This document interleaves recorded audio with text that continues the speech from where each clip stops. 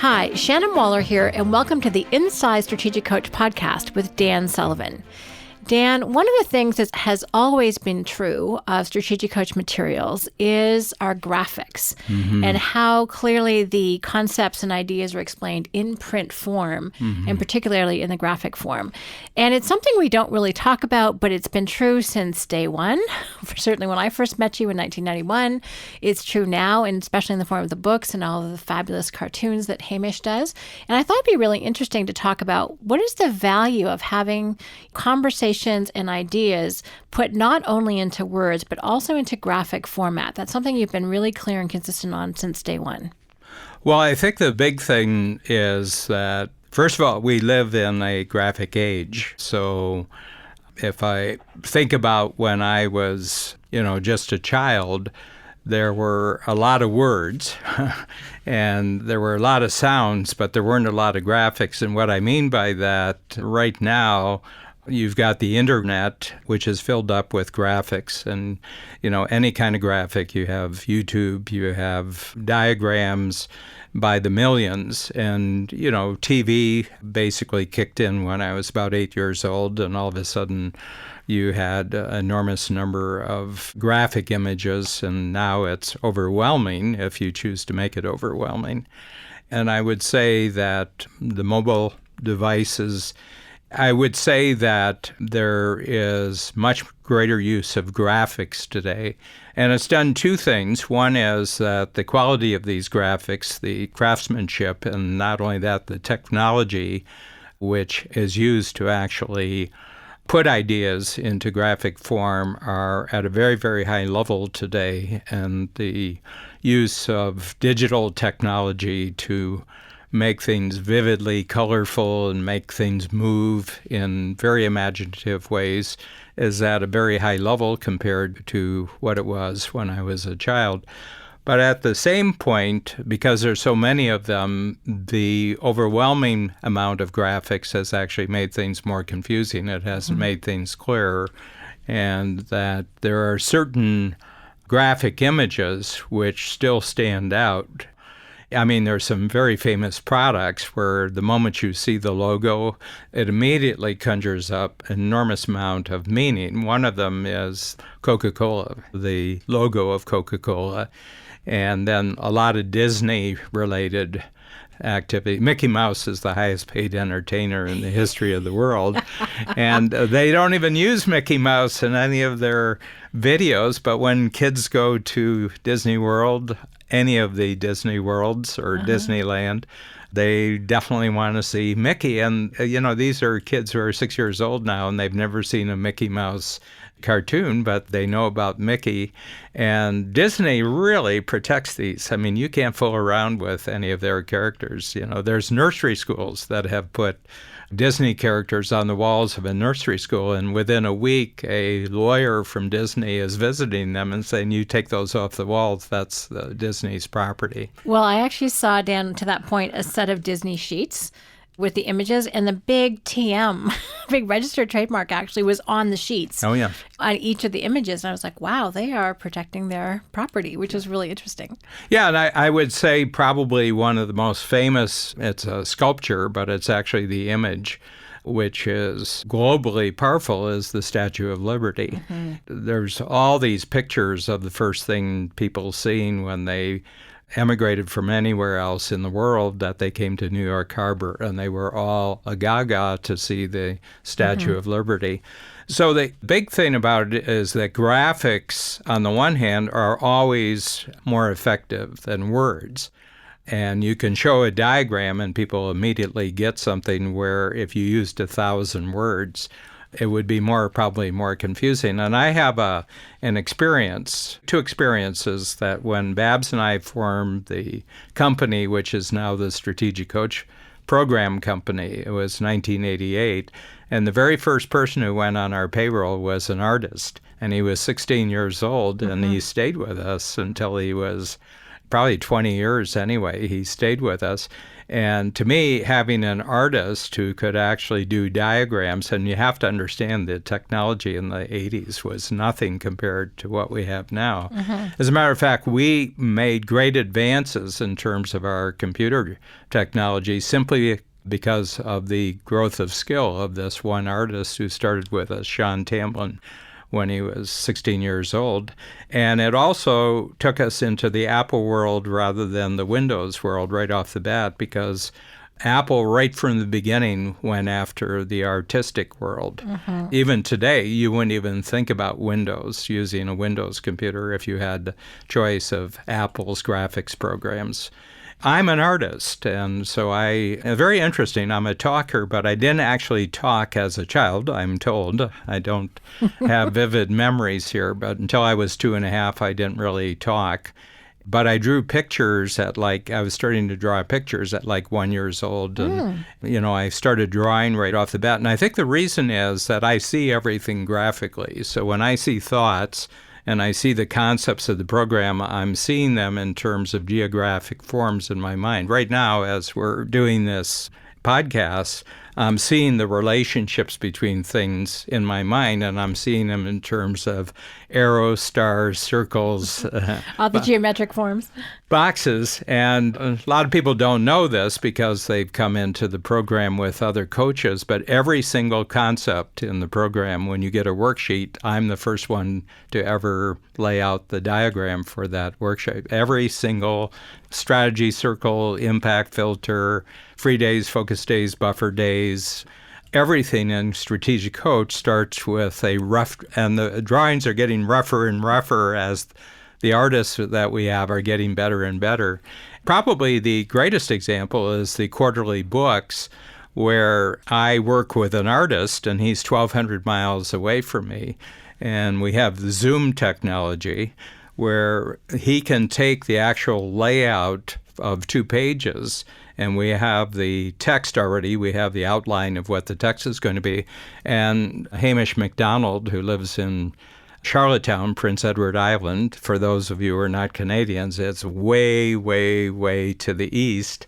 And we'll just talk through what's going to be on 2 pages. And he has the ability in very rough form to actually create on the pages the thoughts that I'm having in my mind about this. And I'll say, no, a little bit to the right there now. And then we have shorthand things like, okay, so this is going to be wallpaper. And wallpaper is where you have a common design in the background. And I'll say, it'll be this type of wallpaper. And then I know when I come back the second time, he will have done the fill-in. And all I have to tell him something what the wallpaper is going to be. There's a very famous artist called Bruegel from the medieval 1500s.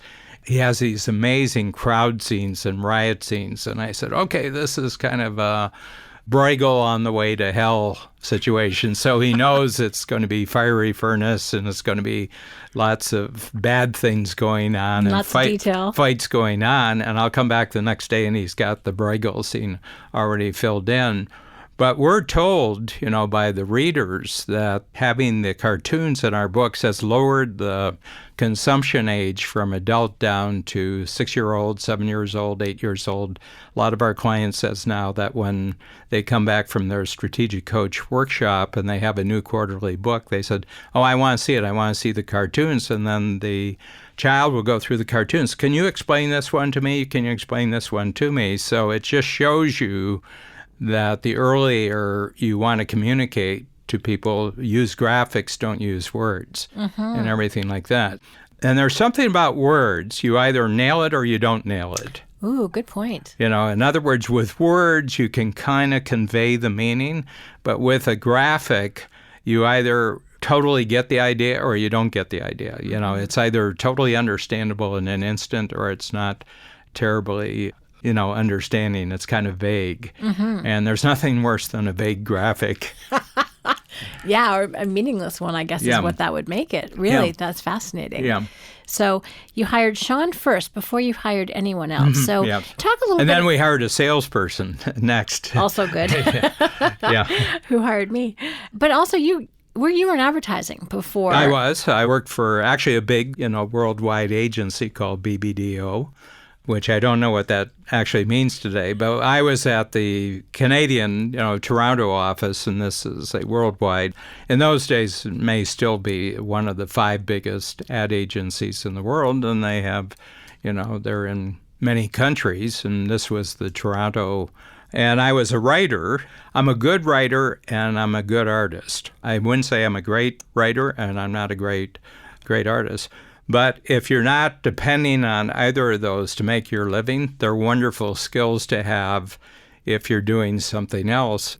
And the books, I don't write either. A lot of people say, how do you find time to write a book every quarter? And I said, well, the way you find time to write a book every quarter is don't be the writer. So I'm good at outlining books, and then you interview me, and a lot of people don't know this. And then our editor, Carrie Morrison, has a brother, Adam, and Adam is the writer, and he gets the transcripts from the recordings, and he listens to them, and then he writes the copy. And then once we have the copy, then Hamish and I sit down and we take the copy apart and we make the visuals not a complete reproduction of what the written word is, but to kind of convey a bigger or a deeper meaning of what this is all about. Mm-hmm. So I see a lot of entrepreneurs who try to operate in the print world only, and they are enormously disadvantaged because they don't have an artist, and they don't have to become artists. You can hire artists. I have to tell you, there are more really good artists starving to death on this planet than you can imagine. Mm-hmm. The skill is there.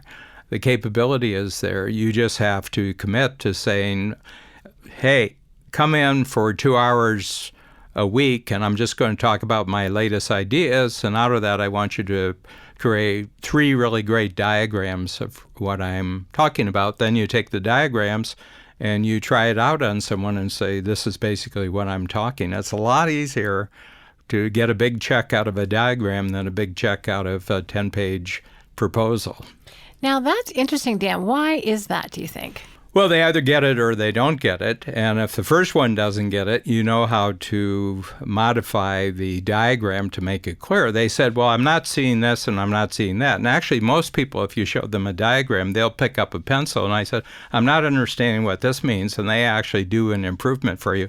But they'll never take your pages of copy and try to improve your copy. Right. But the other thing is to do with the legal industry. And what I'm finding is that if you are regulated in terms of your communications, for example, the entire financial services industry is regulated in terms of what you can put into print. And lawyers are designed to prevent your print from actually going out into the marketplace. The purpose of lawyers is to prevent marketing, and except for really good lawyers who are good at diagrams. So I said, well, along with your print, you're sending in your print of your marketing, whatever your sales is, just send in a diagram and hands-on that the lawyer will just sign off on the diagram and send it back to you, because lawyers don't get paid for looking at pictures. Lawyers get paid for reading words. And lawyers don't see diagrams. And first of all, you can't really make a promise with a diagram. Okay, you can't actually, all you can do is show relationships. You can show thought processes, you can show action processes, you can show, first we do this, stage 1, stage 2, stage 3, stage 4. Well, guess what? That's how many stages there are. But you're not making a promise, you're just simply saying what working with us is going to entail is we do this first, we do that first, and you can add some words to the diagram. But it's very interesting, the Pentagon in Washington, which probably puts out bigger contracts for new things than any other organization on the planet, if you can't present your new idea, whether it's a system or it's a technique or it's a weapon or anything else, if you can't present it in a one-page diagram, you can't go into the room and present. I love that. You have to get your thinking so clear that you can show the beginning, the middle, and the end value of what your system is. And I think that is tremendously Probably they just, that if it's more than one page diagram, it's too complicated.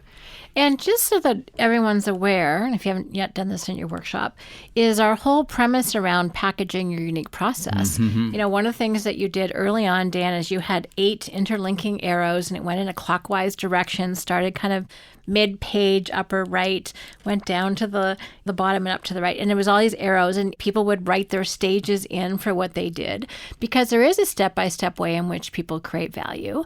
And instead of a 10, 20, 30-page tome about what it is, outlaying the steps and the process and the stages gives people enormous confidence.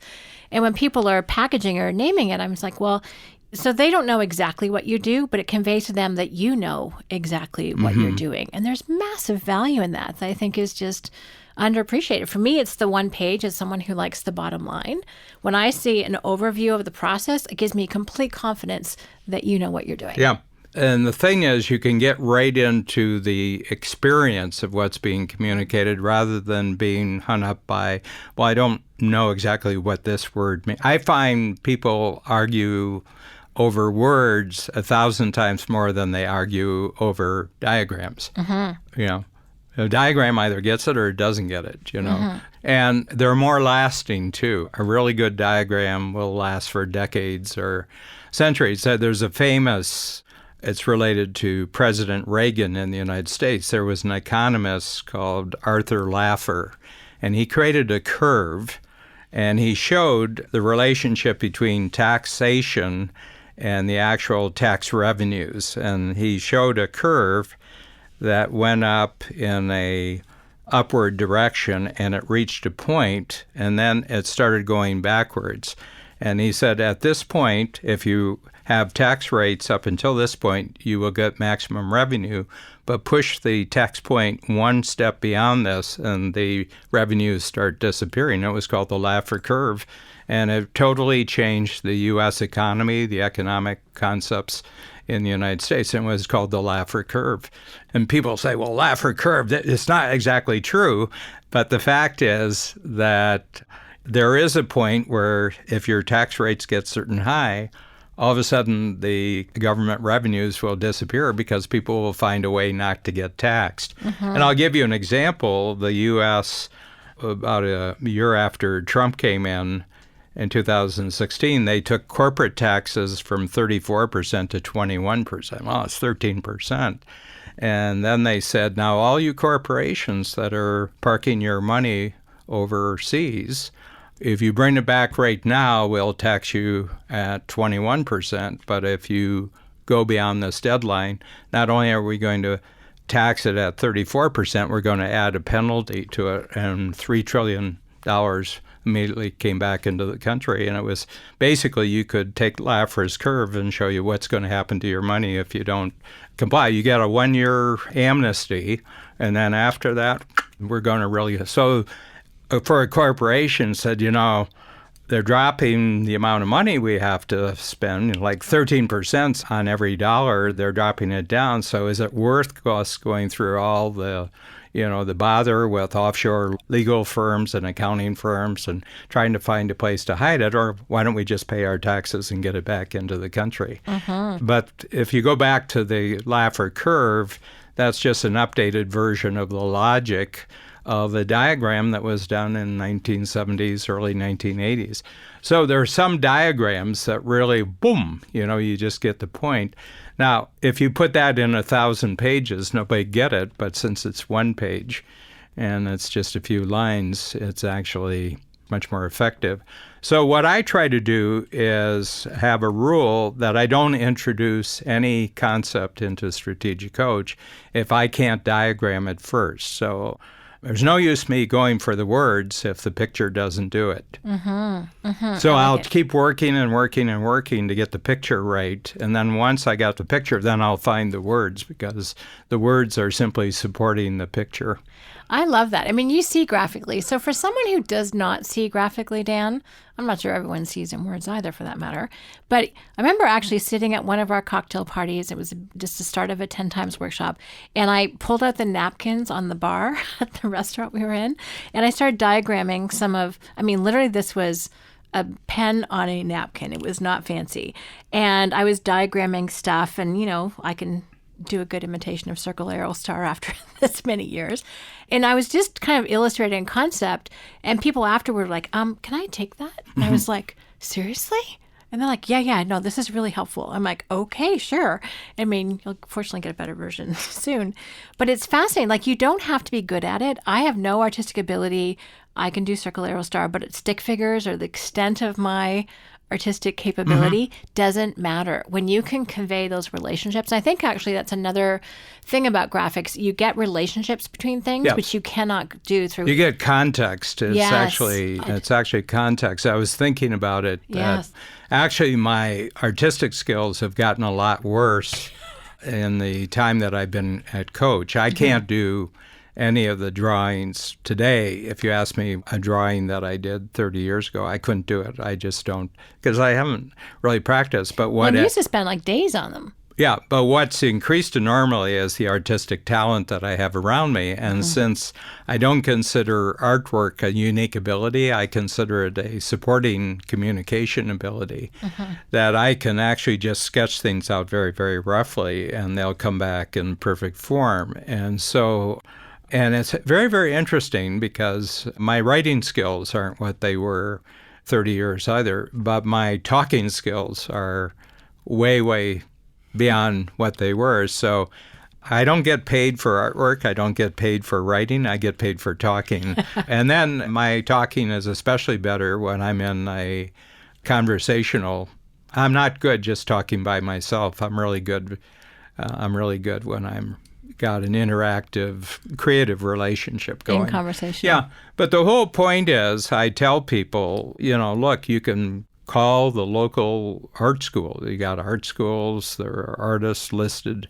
But you just go on Google and say freelance artists in my area. Freelance. Yeah, and hire them for 2 hours and have them just listen to a conversation where you're having with someone else, and maybe you have a whiteboard there and you're kind of doing the whiteboard and say, capture everything that I've said here and bring it back in 2 or 3 diagrams. And they'll come back. I mean, they'll probably do it right on the spot because that's how good they are.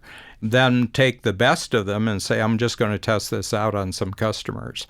And have them be in one of the meetings with the customer, and the customer say, well, I don't quite get this, I get this, and everything like that. And immediately the artist, being an artist, will immediately see a better version of their artwork. Within a couple of weeks, you'd have a first-class diagram. And I tell you, the amount of money that you have to pay that artist, no matter how much it is a lot cheaper than having your words being misunderstood.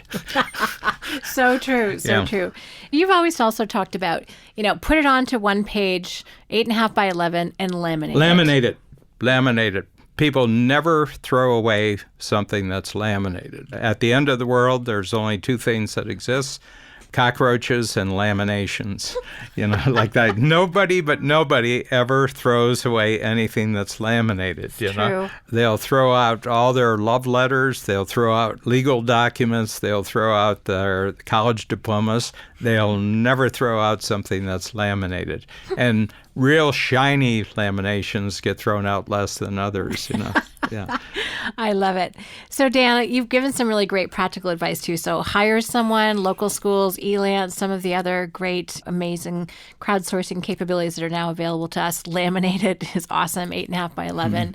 And describe what's true. Describe the process that you're going to take someone through. And that's a really powerful way to communicate. Yeah. And the one mistake I find is that people will get a beautifully perfect design that's really kind of minimalist. It just shows relationships. And then they want to add a whole bunch of copy. They say, well, I just want to make sure that I said, no, that's for talking. Have them look at the diagram and then you talk them through. Don't add the words, because nothing ruins a diagram like adding a lot of words. It's true. Titles are fine. Yeah. It's amazing how much you can I did a communicate. diagram showing the westward push of the United States from 1620 to 2020, basically. It's basically next year. The first colony or settlement or community which actually survived a full year was Jamestown, Virginia in 1620. And then in 270 years, the frontier in the United States moved from the Atlantic Ocean to the Pacific Ocean. And I just showed this movement in that there were I think there might have been 200 people who made it through the first winter. And by 1890, and that's when the frontier was declared closed in the United States, there were 63 million. And I just showed this diagram, and I showed what had happened over that period of time. And everybody said, "That's amazing. That's amazing." And it's just a sheet of paper with a map of the outline of the United States, the 48 states. And then I took it across, and it's just little arrows. Just a series of arrows, and I said, you have your own views on whether that was a good thing or a bad thing, but I want to tell you that's an enormous amount of geographic progress and demographic progress in a very short period of time, and it just showed the whole thing. Now, that could be a 600-page book which described this, and it wouldn't communicate the amazing speed with which this phenomenal country actually developed in a short period of time, and it was just a diagram. I love it. Yes. Well, and I think your point about context is really key. So make sure you can put it into a diagram. It does provide the context, which is really what people are hungry for and what people buy. Don't overcrowd it with words. Have the most essential ones, but that's it.